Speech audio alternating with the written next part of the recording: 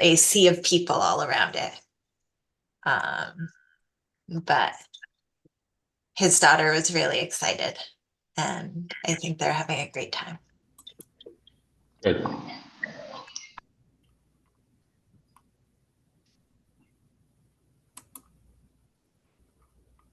Hey, Frank. Hey, Rob, how you doing? Good.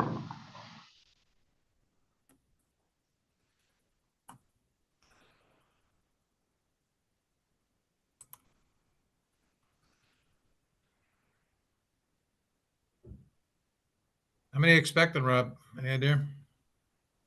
I think we're just about there. Okay.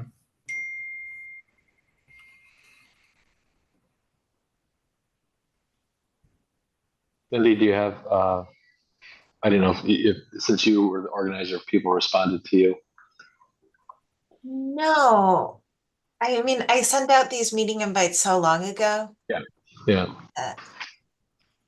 Well, why don't we go ahead and get started then?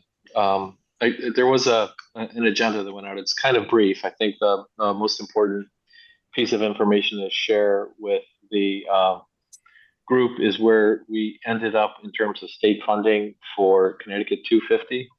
And my understanding, as everything was moving pretty quickly at the tail end of the session, as the dust settled, there is about $100,000 that will go to support the administration of Connecticut 250. So there's not a lot of money. There's no money, I guess, just specifically for marketing. And so that makes it a wee bit of a challenge for a committee like this to begin to figure out how to best use its time and talent.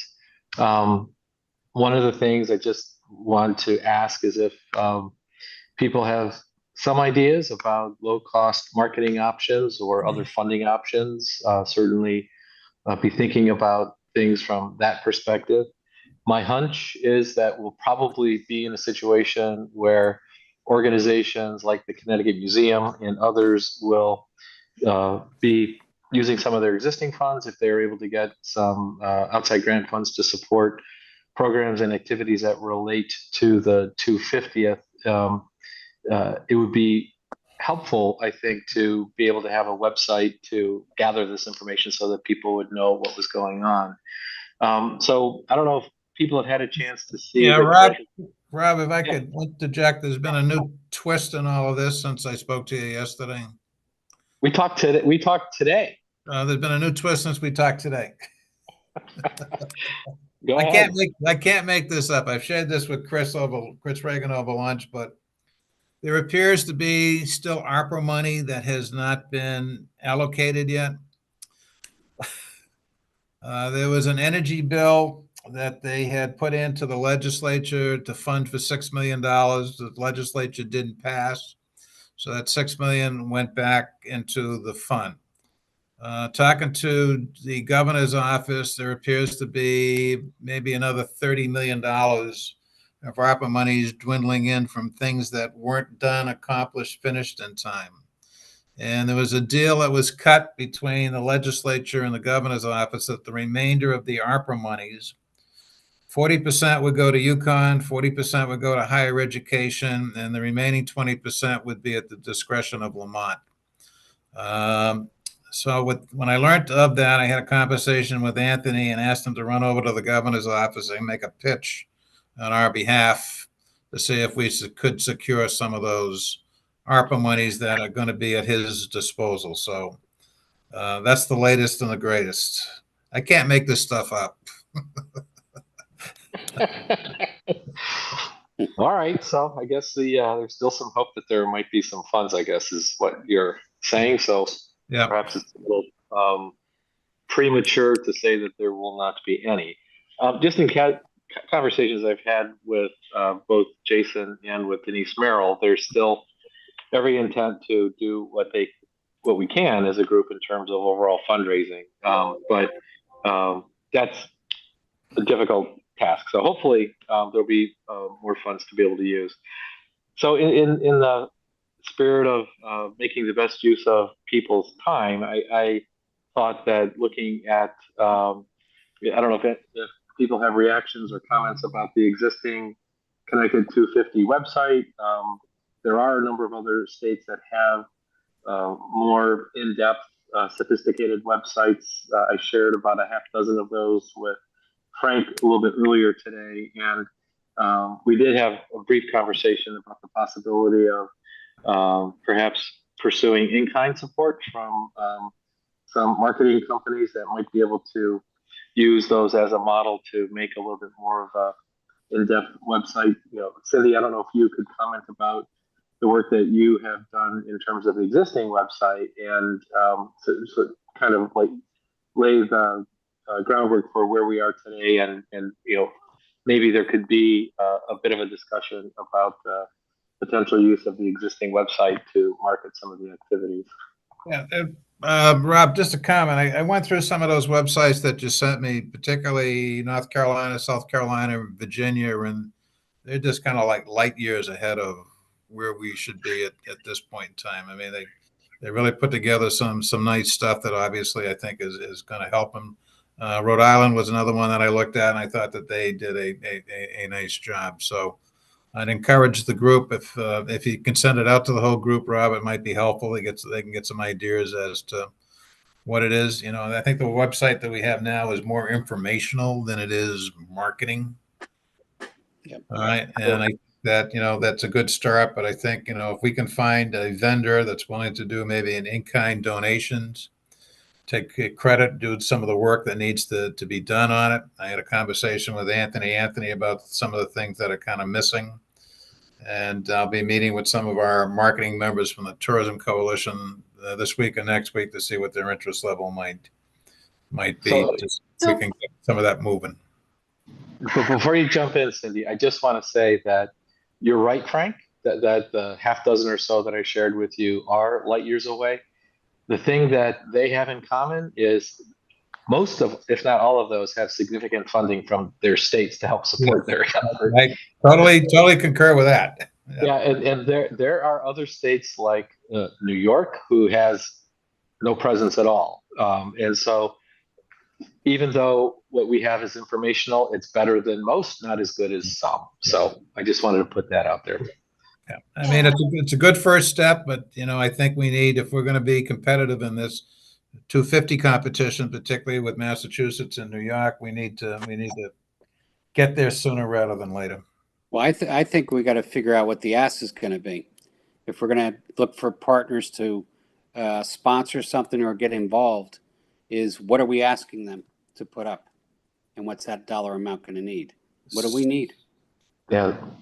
Well, Cindy has this. Go ahead, Cindy. yeah, so I will get to that question in just a moment, Chris Regan. I have a different question for you, Frank. I know that I've had meetings with Felicia and Anthony about the 250th website, and I thought there was some work being done already towards getting us into CT Visit.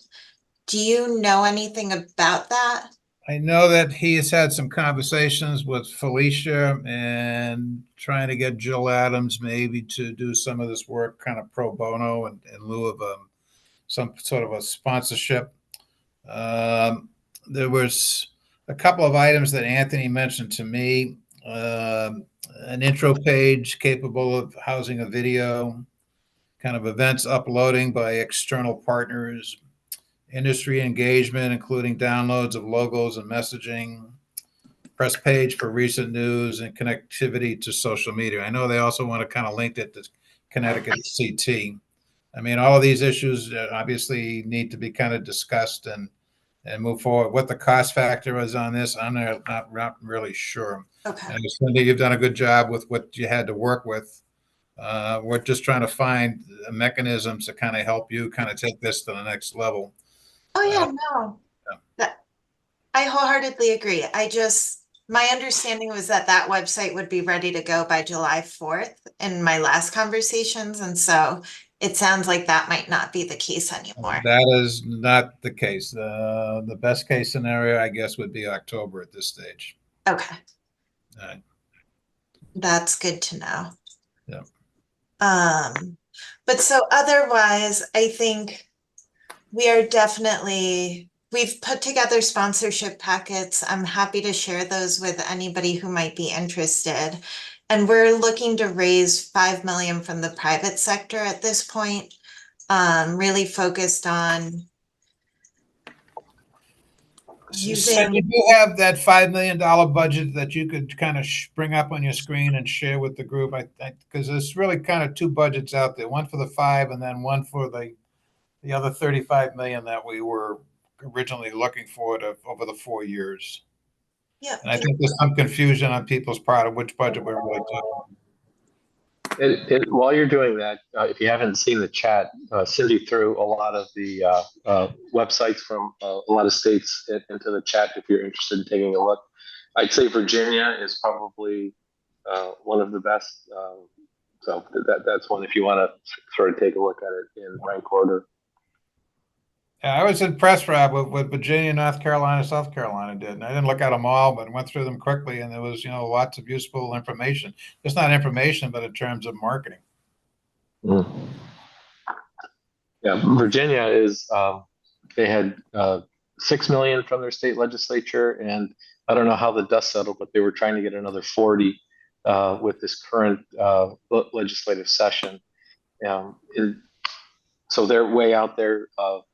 I think that South Carolina is also $8 million a year for the next 8 years. The state legislature has allocated there. So it makes a difference in terms of their visibility and the way that they're using some of those funds. But I'm sorry, go ahead, Cindy. I was just kind of filling in. Yeah. Cindy, do you want to just walk us through the budget quickly so everybody understands what that 5 million that we're looking to raise would pay for? Yeah, so it would cover some of the administrative costs, and there would be some funding in there to really revamp the website.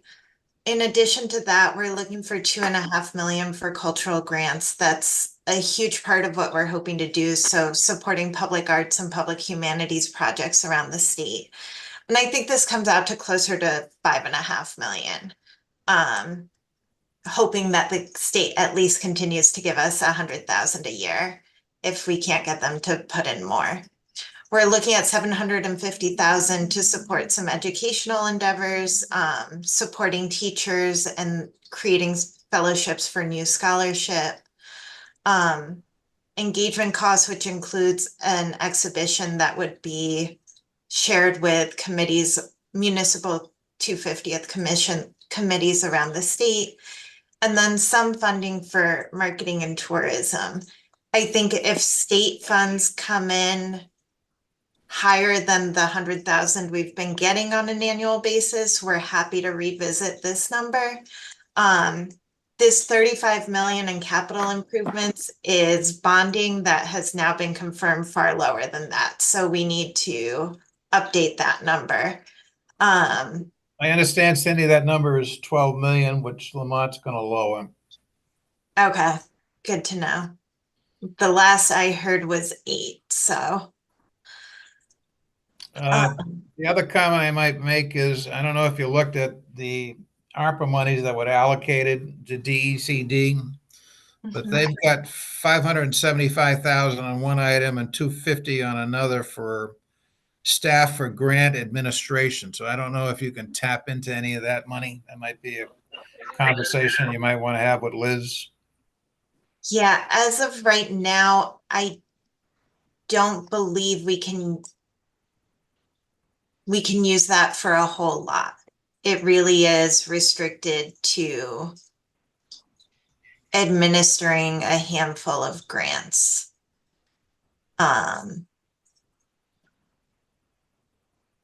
That sounded like a lot of money for grant administration.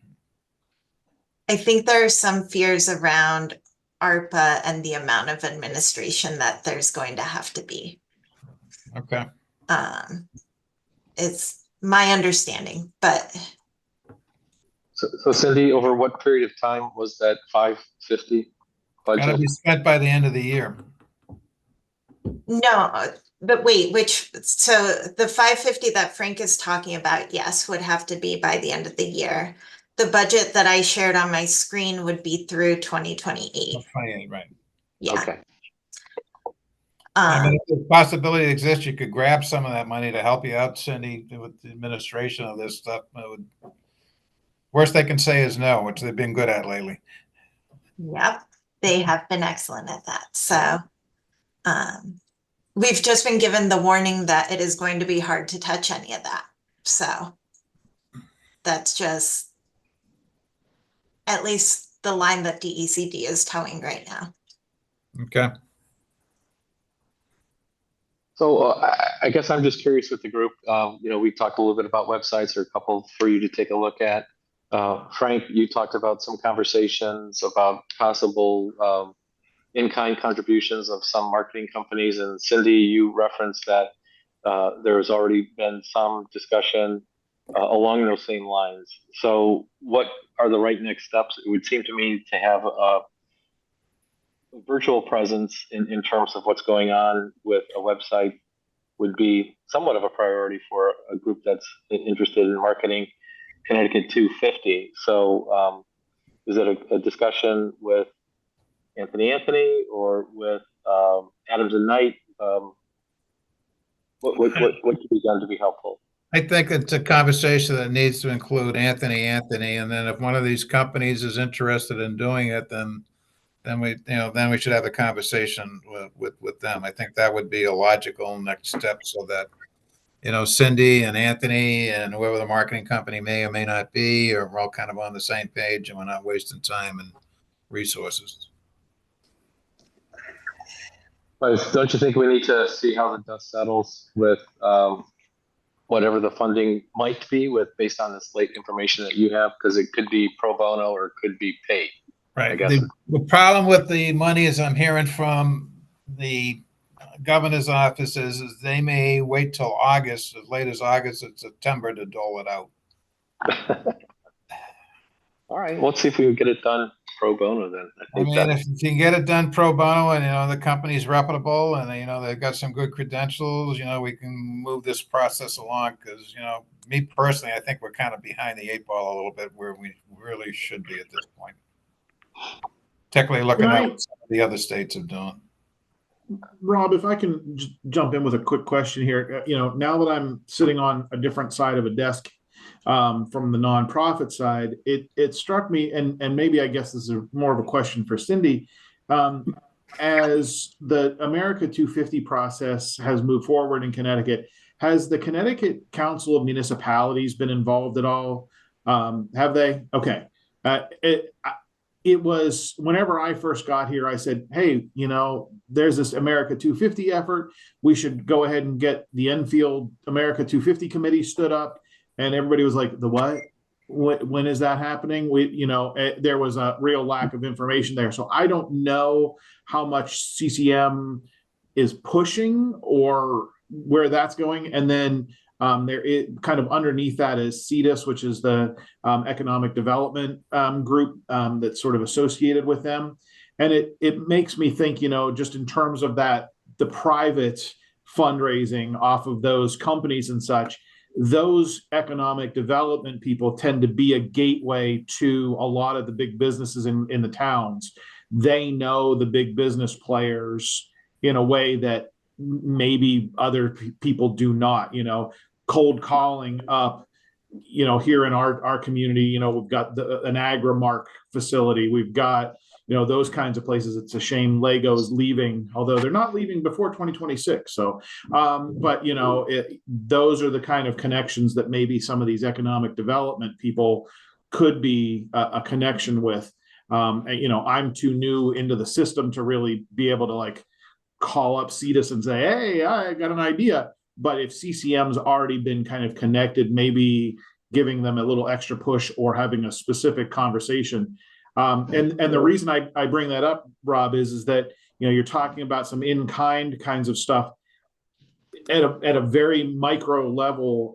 We had a business lunch yesterday, and this woman came up to me for here in the town who's a web developer. Could she do a state level 250? I don't know. But she came up to me and she goes, I'd love to help out the town redevelop their website. I'm like, yeah, it doesn't really work that way with municipalities. But at the state level, there may be a group that is willing to jump in. The guy that jumps to my mind, of course, is Capture Visual Media, who's done all the drone footage and the 360 stuff, Tony Healy. And, you know, he's a good tech guy that might be willing to, he's super into history.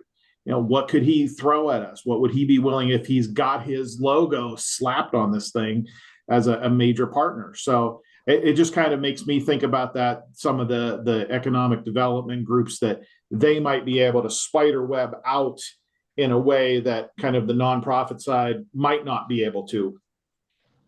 Yeah, no, good points, Aaron. Yeah, we use them to do the 3D HD walkthroughs of exhibitions, and I know he does it at a number of other museums as well. So that's a good suggestion.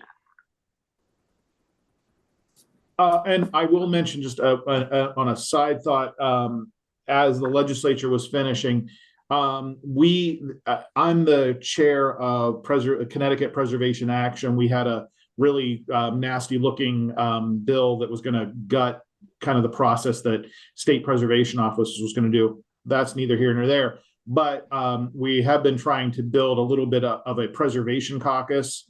And Tammy Zawatowski, who is the Granby-Suffield legislator, is very into this sort of stuff and is on the Republican side.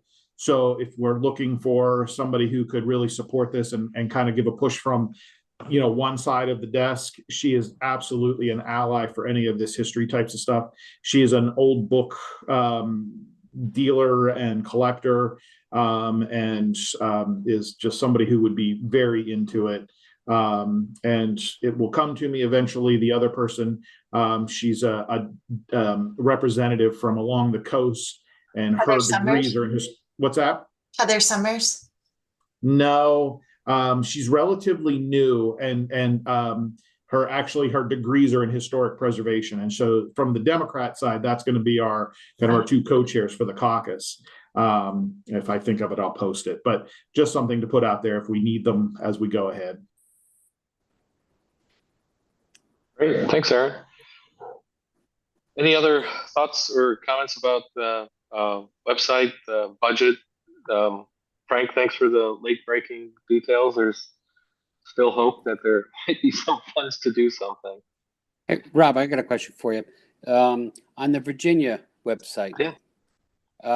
Do you know the numbers of what the sponsorships were? Any of that numbers?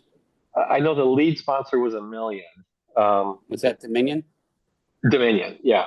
So I don't know, but I could certainly find out. I can just contact some colleagues there to see how that's broken down. We got Dominion in our state, so we should probably go right after them. Well, you know, they're I think if anyone wants to look at a model, Virginia is probably the most sophisticated and most together. You know, they've got a lot of assets with Colonial Williamsburg and Mount Vernon and Monticello, and you know, so they've got a lot going on for sure. But their state government's really getting behind it, and they have a great understanding of the impact of cultural tourism, which might be a good segue. And Cindy, if you could sort of flesh out, I mean, this was on the agenda, but there was a comment about developing develop and market heritage tourism narrative. And so what is that, and how might it be used?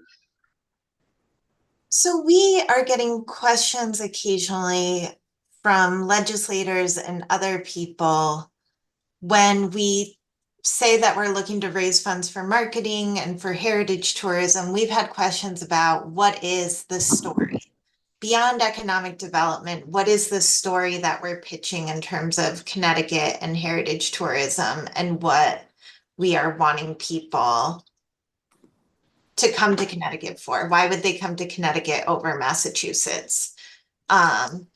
So I think given the expertise of this group, helping to kind of craft that narrative, why should people come here?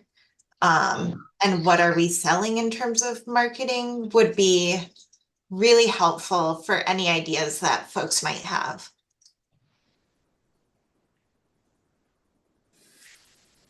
I hope that makes sense. Yeah.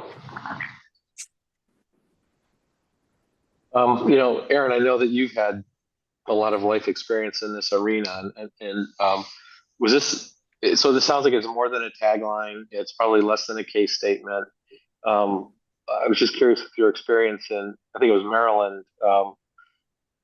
Did you have such a narrative that you found useful in communicating the importance of heritage tourism? Well, I mean, we had entire heritage tourism plans that, you know, were like 30 to 50 page documents that would articulate everything and give you all, you know, I mean, like strategic types of plans. And, you know, generally you would work off of the top level 3, 4, maybe a page worth of something that you could really talk to. So, I mean, if we can boil something down to a page that is an easy enough handout, then I think that's reasonable. You know, but whenever I think of the heritage tourism language of all of the Maryland heritage areas, it was, yeah, we were doing large scale. These were plans that talked about the whole thing. We're talking, I mean, you know, a heritage tourism strategy for the state of Connecticut around America 250 really should be a $30,000 study and document that brings this out. We don't really have that kind of capacity. So let's just, you know, and we all know we've all worked with consultants who just regurgitate back to us what we already know. So we already know stuff. So let's maybe just write that down and say, you know, to the benefit of Connecticut for, and you know, America 250. And the heritage tourism thing, the key thing is that we want to make sure that we're keeping our brain cells a little bit on the business side as much as anything else. There is a benefit to the not just, you know, the celebrations, but it's when you have the 1,000 people who show up for that event, that benefits the local brewery and the hotels and the bed and breakfasts and kind of that sort of thing. That's kind of the key to the heritage tourism thing is that it's got an economic development aspect to it. You know, it strikes me that this is the kind of a thing that I think Andy Horowitz would be helpful with. He's the state historian, just from that angle. But you know, I don't think we want to engage somebody to do an economic impact study for us. But maybe there's a way that a small group could work on developing a one-pager for the larger group to review and comment on. Yeah, I mean, I'd be happy to crack through something with a couple other people and see what we can find there. And there may be some stuff from these other states that we could crib off of a little bit. You know, I don't mind looking over somebody else's shoulder. Yeah. All right, Aaron, if in your day job, if you got some time to help out with something like that, I'd certainly take you up on it. And if anyone else is interested, let me know. I can ping Andy Horowitz, and maybe we can start with a draft of something, and the next time this group meets, we could circulate it for review and comment. And I guess, Cindy, I could see the usefulness of this in terms of trying to boil it down in a way that's certainly understandable and digestible. I know that there have been a lot of efforts with Connecticut Humanities to try and communicate the benefits of cultural tourism with our legislators, with the governor's office, and seems to be an uphill battle. But maybe there's another tack we can take with this and maybe learn from our colleagues, as Aaron had said. So if anyone else is interested, let me know. I'd be happy to pull you into the conversation. But Aaron, thank you for your willingness to volunteer. Any other thoughts or comments about that?